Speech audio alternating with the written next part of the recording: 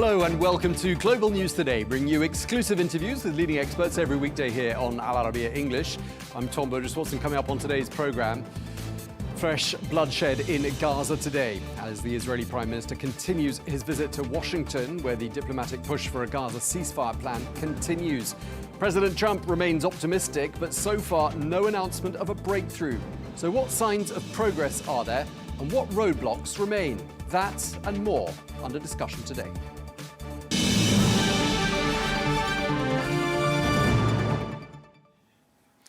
Hello and welcome to the programme. US President Donald Trump held a private dinner with the Israeli Prime Minister Benjamin Netanyahu in Washington last night. This was their third meeting so far this year.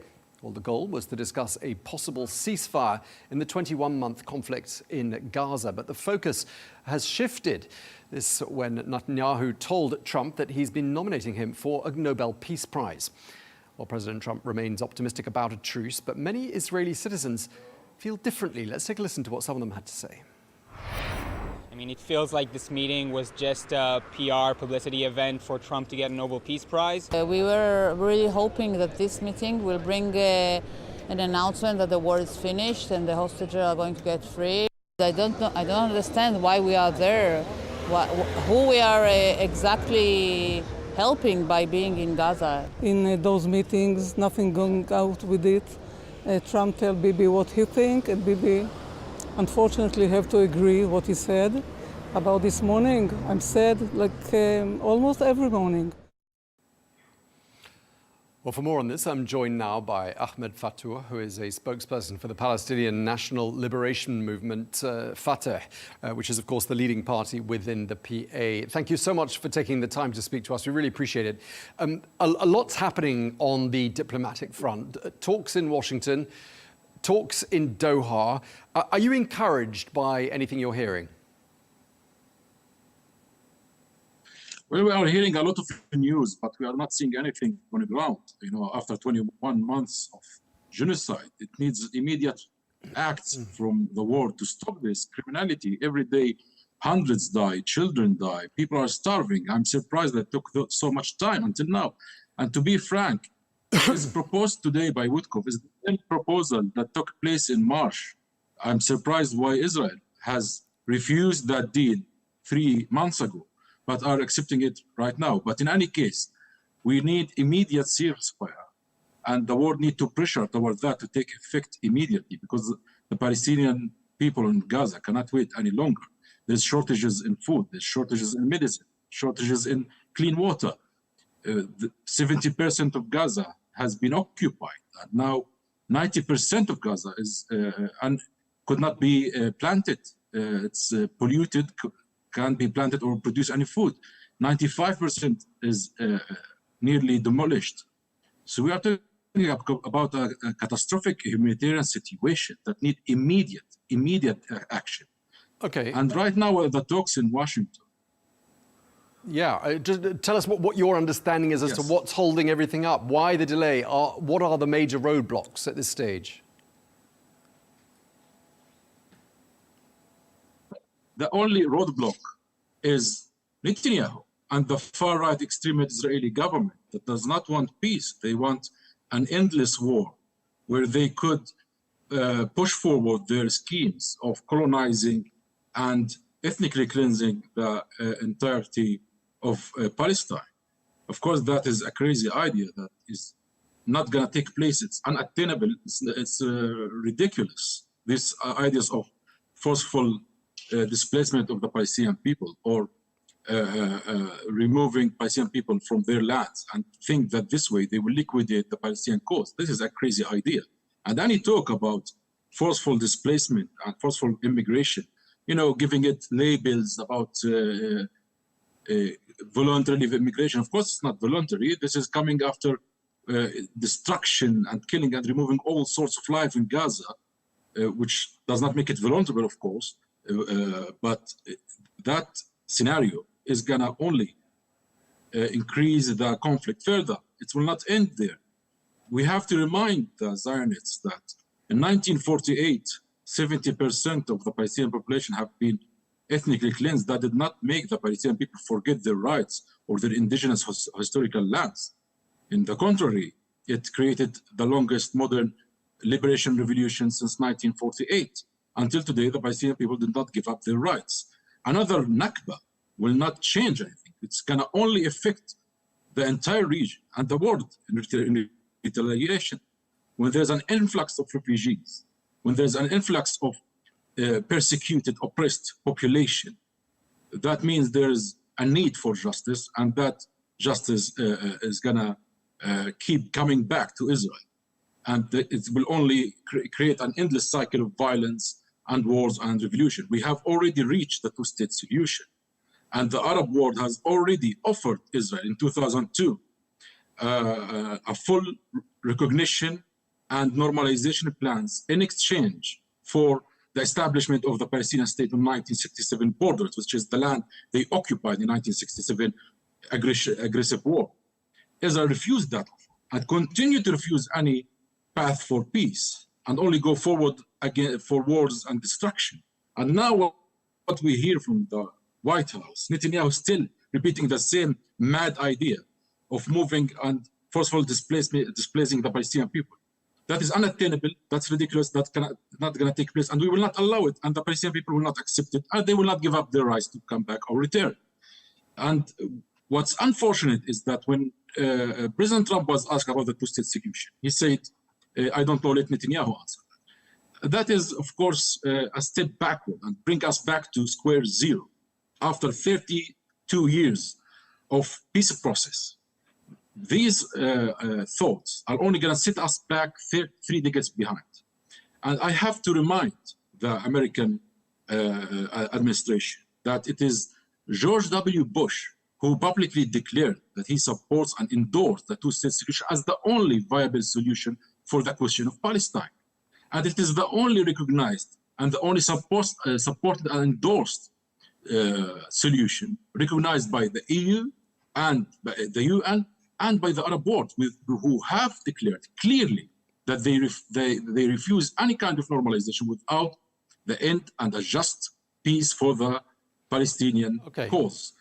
But Mr. Fattouh, I want to interrupt you there just in terms of what the President of the United States has been saying. I mean, you have to hand it to him that he has given this issue a good degree of urgency. He seems to be extremely serious about wanting a deal to happen. He's been applying pressure. He's got some momentum carried on from the 12-day war that he took a strong hand in trying to bring to an end.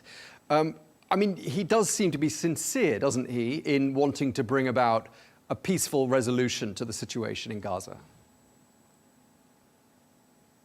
We, of course, see that President Trump is trying to find peace. He's trying to seek a Nobel Prize for peace. And that's why we urge that the path for that Nobel Prize and to be remembered as the American president who actually solved the question of Palestine and gave the Palestinian people their justice is to go and push and enforce the two-state solution. This has come in accordance to the international law, in accordance to the UN Resolution 2334, UN Resolution 194, UN Resolution 242. They are all internationally recognized, endorsed resolutions by the international community on the question of Palestine. This resolution has been blocked by the Israeli occupation and now is even extremely violated by the far-right Israeli government. I think and I believe that unfortunately President Trump is under the influence of insincere Zionist lobby who are not taking care of American will to go for peace. They only want a peace designed for their colonial project. That does not work, of course. The problem until now that the Americans are always looking into finding a solution that best suit the Israeli government. But we have to address the fact that the Israeli government does not want peace. The Israeli government does not recognize the state of Palestine, neither recognize the Palestinian people. You know, Netanyahu is extreme enough to even reject the established fact that there are Palestinian people. This is how, crazy he went in his extremist ideology. Now, we call on to American administration. We already have established a political process that could lead to a two-state solution where two countries live side by side in peace and harmony, preserving security and preserving good relations. And that is the two-state solution. And when Trump, in his first term, he actually was going forward toward that path. But unfortunately, under Netanyahu team and lies, it has been diverted. We ask the administration to go back to the unanimously agreed upon solution and resolving the Palestinian cause. We have to address also the other part, that after the ceasefire takes place, there must be a political process that would lead into a settlement to the cause of Palestine, because the entire region now demands for that in order to progress their relations with Israel and to do the Abrahamic Accords. Also to stop the cycle of violence, because this is crippling the whole region and is also crippling Israel. Israel need to think, the camp of peace inside of Israel need to speak up. Now is the time for them to speak. I'm surprised that they are still silent after 21 months of madness by the fascist Zionist far right. Yeah, I mean, one difference between President Trump now and President Trump in his first term is he seems to have established even closer ties with leaders in the Middle East, in particular in the Gulf. And he seems to be listening to them. When we look at what he did with regards to Syria, for example, bringing Syria in from the cold and really trying to normalize at a very rapid pace the ties between Washington and Damascus. That's just one example. Does it give you hope that President Trump is engaged with and apparently listening to other people in the region apart from Prime Minister Benjamin Netanyahu? Well, we are hopeful, of course, from the Arabic pressure on the United States administration demanding for resolving the Palestinian cause. And he is listening to the Arab world, but until now, he did not listen to the Palestinian people. Until today, no Palestinian officials have been in the White House. The president of Palestine, Mahmoud Abbas, was not invited to the White House, but Netanyahu was invited there 3 times. And this does not reflect that there is some sort of clear and impartial discussion of the issue. And the Arab world has said that the Palestinian cause is the central cause of the Arab world, and no normalization or progress with Israel without resolving the Palestinian state. President Trump do realize that. Until now, unfortunately, he did not take the brave decision to do that and apply that. The political system in Israel has shifted extremely to the right, that they could not accept any sort of settlements or having a Palestinian state next to them. And that's not in the favor of Israel, nor the Palestine. Israel will not even enjoy any security without the liberation and the ending the oppression of the Palestinian people. Otherwise, we are talking about endless violation. Israel requests for a security over its borders. Can we ask, where are Israel's borders? Until now, there's no defined borders for Israel. They are invading Lebanon, invading Syria, of course, occupying Palestine and invading its cities and villages continuously. Pogroms, Israeli settlers, extremism. Where are that going to lead us? Of course, it's not going to lead us for peace. If we want to go and discuss peace, we have to come back to the facts and grounds and actually provide a way of just solution, political independence and independence to Palestinian people. Therefore, there will be peace. Otherwise, it is an endless war. Is Fatah and the rest of the PA ready to step in terms of running Gaza when the Israeli military pulls out? And because, of course, disarming and dismantling Hamas is one of the key conditions that Israel has put on the table. What I'm asking you is, can you and can the PA step in and fill the void?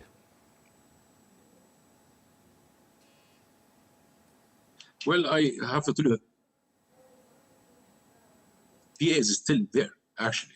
After the coup of 2007 by Hamas, the PA did not leave everything. They are still paying for the education, still paying for the health system, still paying for their employees. And there are tens of thousands of employees in Gaza, and teachers and doctors that all belong to the Palestinian Authority. The prisons is, vanished because of the coup. The security forces vanished because of the coup. But the people in Palestine, in Gaza, and in the West Bank, actually go back to the Palestinian Authority. We have to, address the fact that PA is the legitimate authority. And going back to Gaza is not actually something that is a gift. It is a demand by the people. It's the national demand that the PA return to Gaza. Now, if you check out the polls in Gaza, more than 90% support the return of PA and for a technocratic government.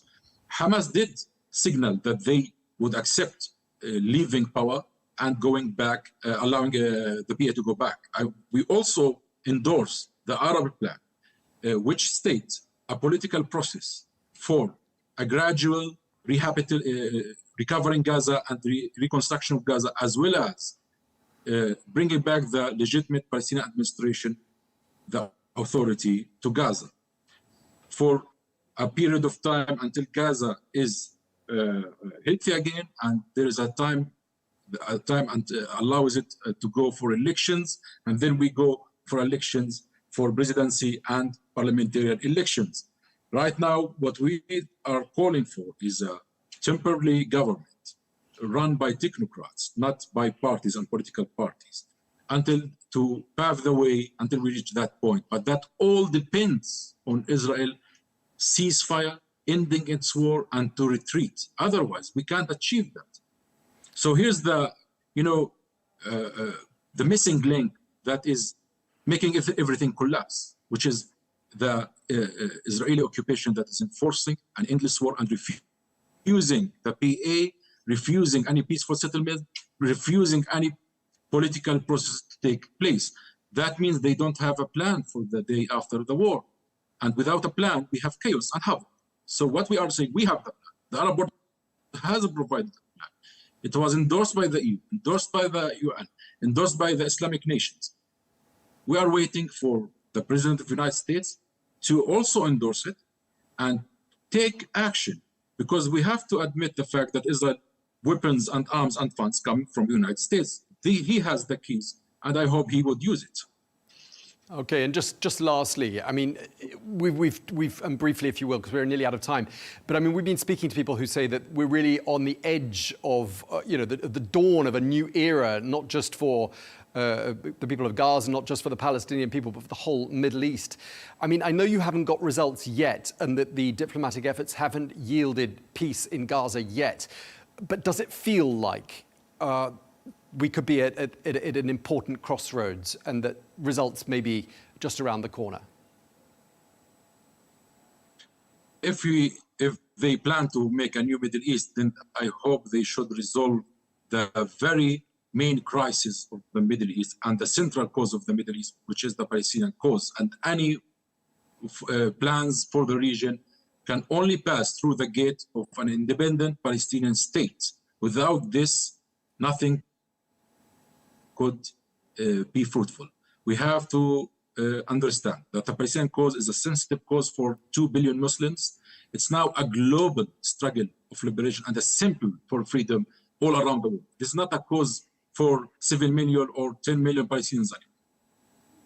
This is for everyone, and this is a just cause, and the world cannot, turn the blind eye to our just cause. The United States, if they are sincere in building, a new Middle East that has a strong relation, has strong economy, has peace and progress with a justice and sovereignty of its nation and its countries and dignity for its people, then the Palestinian cause is a center of all of that. And I hope that the new Middle East plan is not a colonial plan devised by the Zionists in Middle East who want greater Israel, which we hear on the news. It's not hidden anymore, of a plan to invade, to control the entirety of Palestine, half Lebanon, half Syria, half Iraq, half Saudi Arabia, and some parts of Jordan. And this madness needs to be confronted.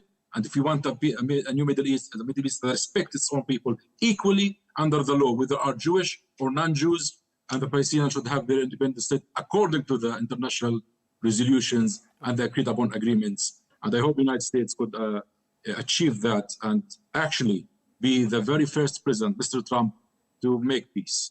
All right, we're going to have to leave it there. Thank you so much, Ahmed Fattouh, spokesperson for the Palestinian National Liberation Movement, Fatah. Thank you very much for your time, sir. Thank you.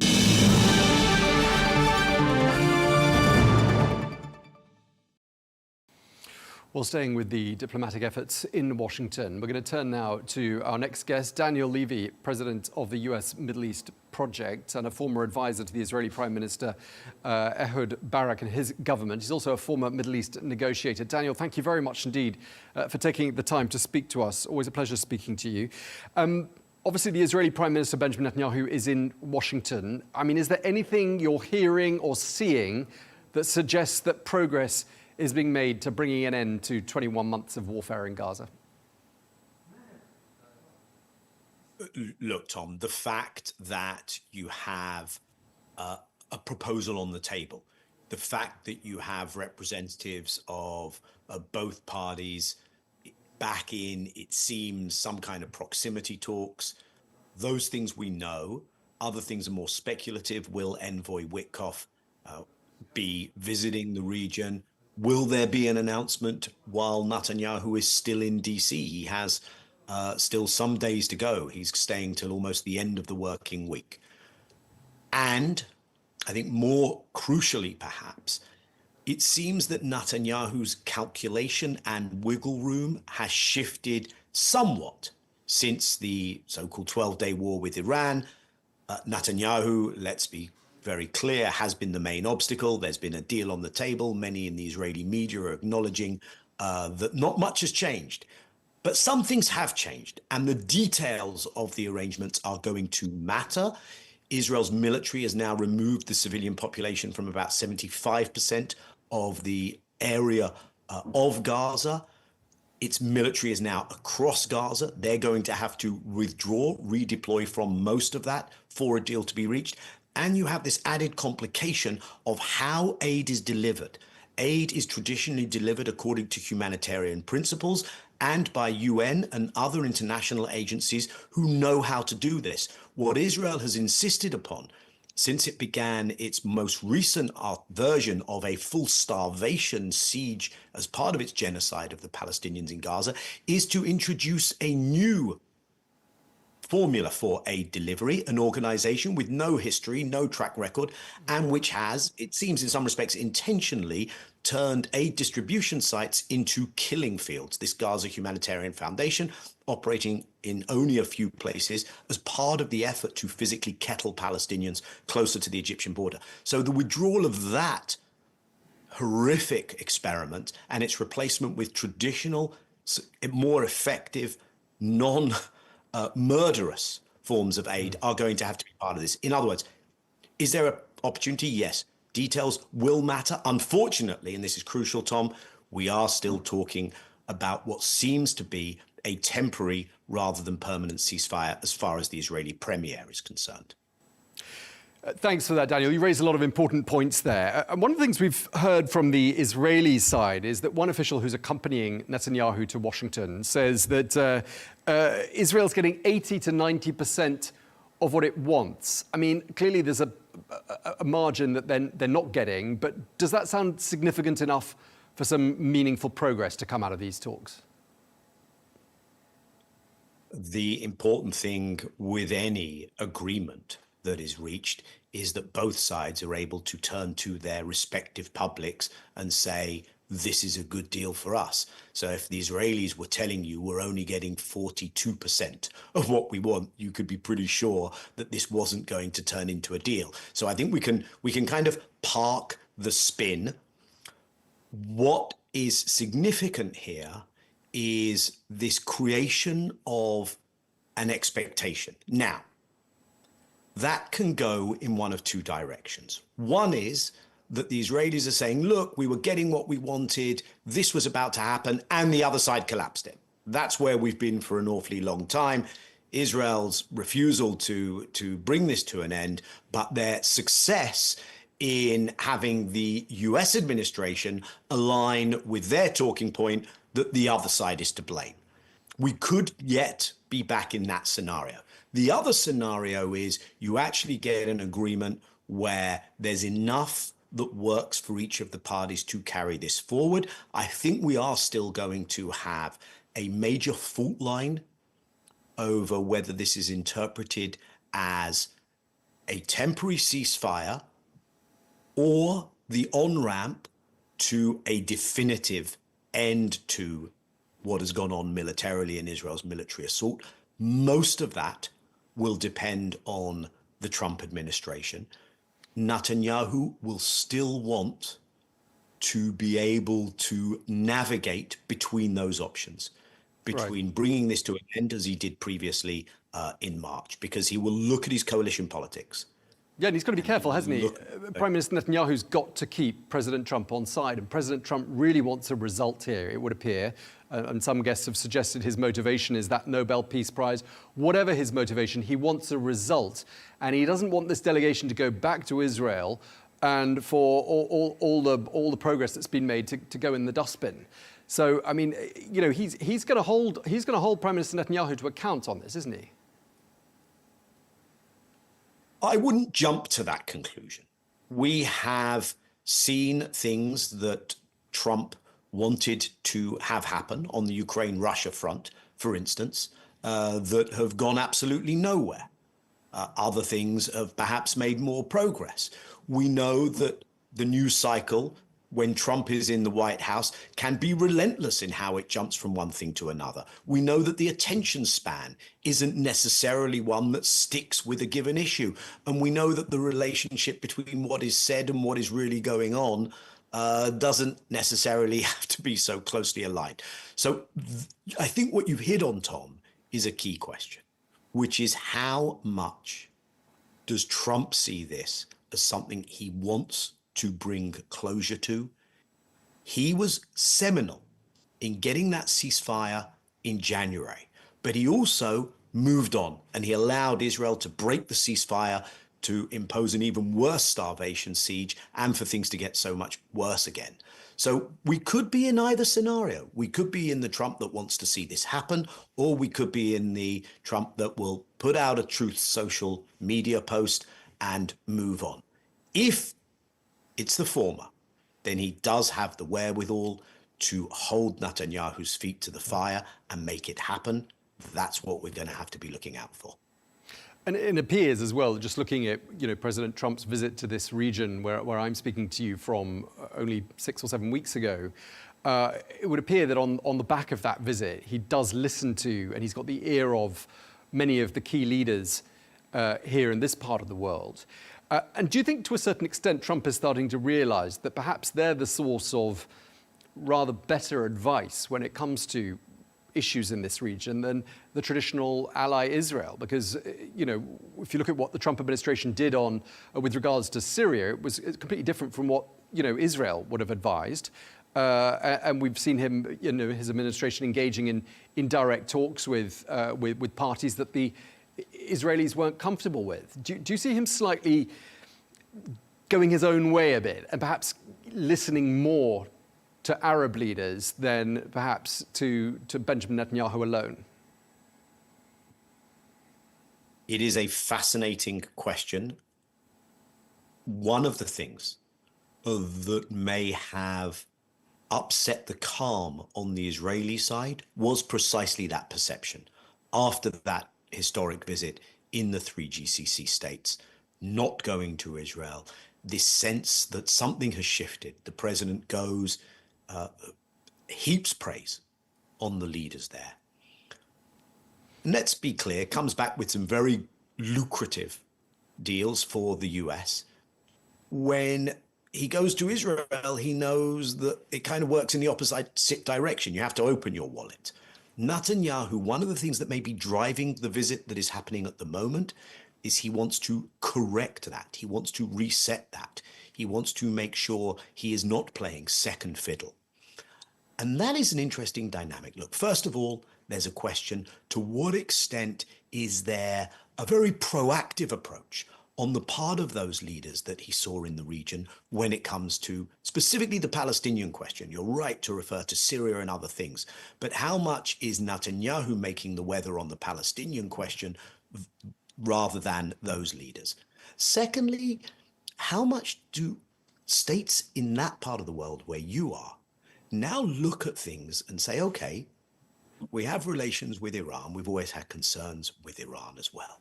But when it comes to Israel, someone has to rein them in, because this is now having a radicalizing, destabilizing effect across the region. So we need you to rein them in, Mr. President. And how that dynamic plays out is one of the things that we're going to be looking at and perhaps following for years to come. Add to it, Tom, Trump now has an issue with his MAGA base that we haven't seen in the past, which is there is a split between America first and Israel first. A lot of his most important, influential backers didn't like the idea of going into Israel's war with Iran, and they're not particularly keen on seeing this Palestinian question continue to suck American time and credibility. But for Netanyahu, not only is his ability to have freedom of action against the Palestinians absolutely central, but also let's not underestimate the extent of the points of access Netanyahu and the Israelis have in Washington, D.C., in any administration, across those multiple points of influence in the US.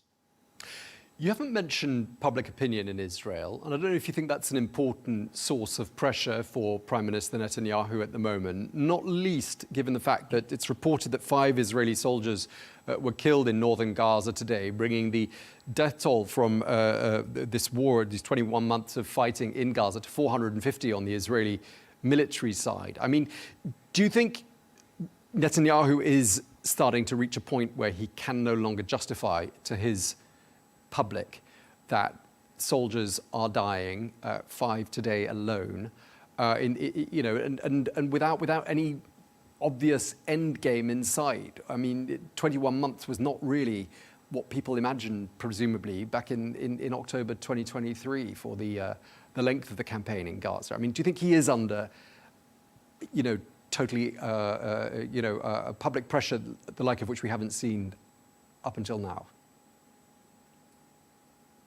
I'm not sure I'd call it the like of which we haven't seen. Netanyahu, not necessarily because of his treatment of the Palestinians, but in general is a divisive figure inside Israel, a polarizing figure. You have a pro-camp, you have an anti-camp. He has held his coalition together, and he looks less at the numbers of overall public opinion than whether he has the votes, the numbers inside the Israeli parliament. But you are absolutely right that there is a significant degree of exhaustion. Reservists are tired. Many are not showing up for reserve duty.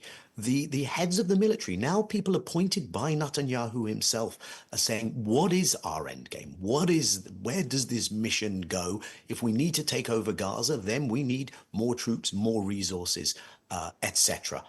And one of the things that has gotten us to this point where there may actually be a decision to go for a ceasefire is that Netanyahu, I think, does now have more political options, can now go to his public and say, we did Iran, we did what we did in Lebanon with Hezbollah, Syrian regime has changed, we may have an opening to relations there. We're moving on to a new phase. He may have options for a coalition that he didn't have in the past.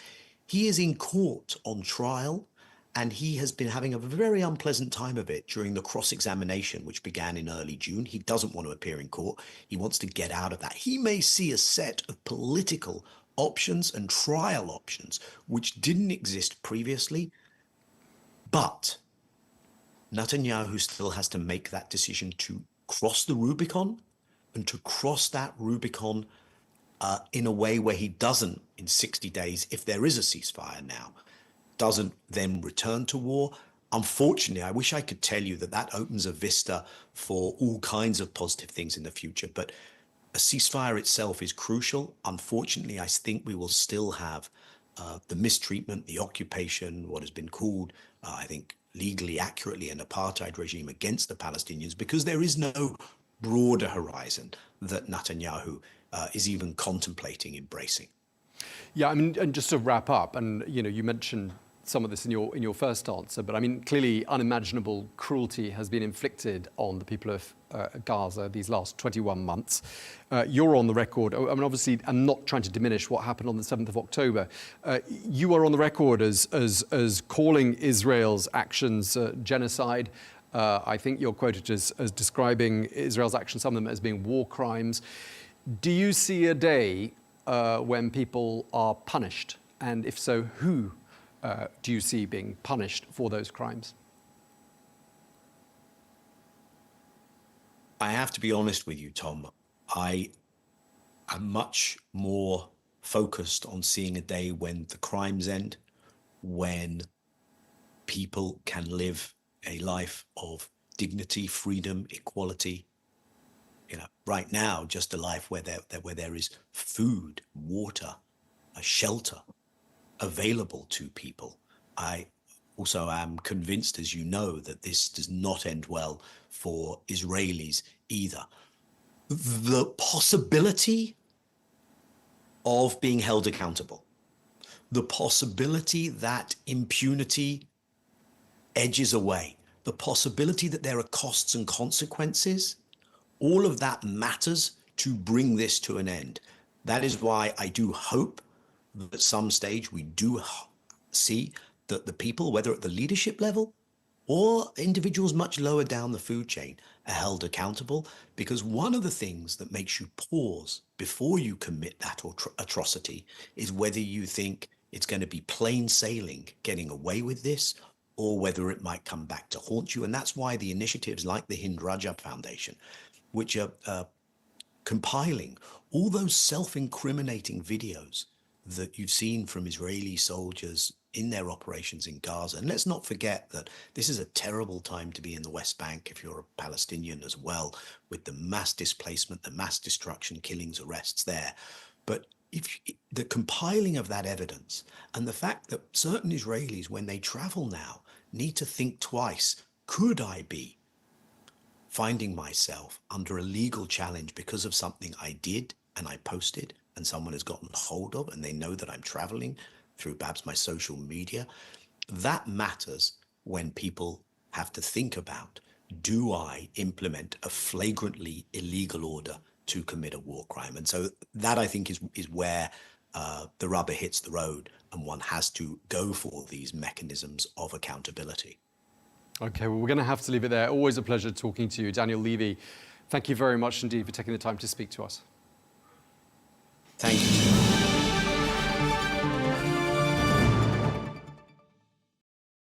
Well, that is all we have time for on today's edition of Global News Today. We've been exploring the latest diplomatic efforts to bring about an end to the 21-month-long war in Gaza. We'll be continuing to keep a close eye on that and bringing you up to speed as soon as we get some news on developments regarding that peace push. Meanwhile, thank you very much indeed for watching. Be sure to join us again tomorrow for more exclusive interviews. Until then, bye-bye.